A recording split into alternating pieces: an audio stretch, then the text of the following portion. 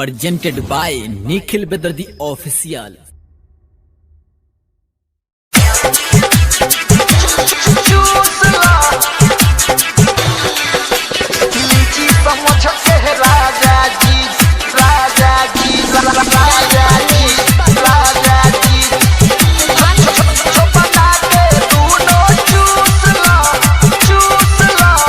Music by Deepak Divakar.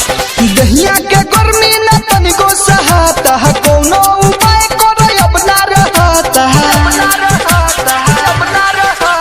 दहिया के गर्मी न तनिको सहाता है, कोनो उपाय करो अब ना रहता है।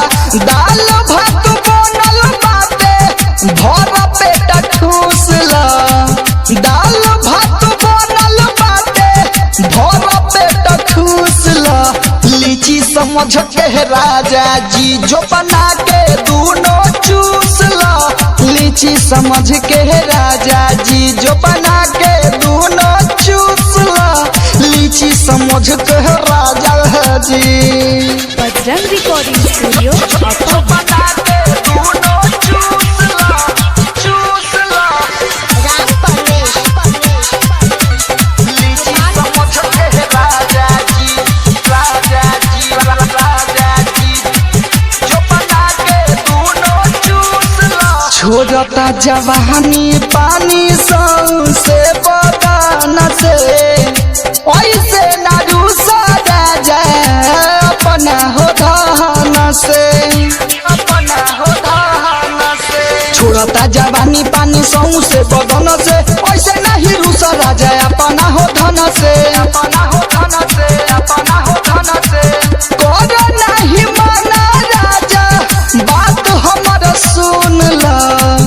करो नहीं माना राजा बात हमर सुन ला। लीची समझ के राजा जी जो बना के दोनों चूस ला।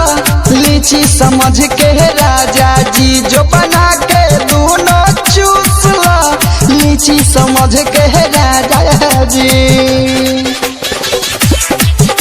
लीची समझ के राजा जी, राजा जी, राजा जी, राजा जी जो बना के दोनों चूस ला, चूस ला।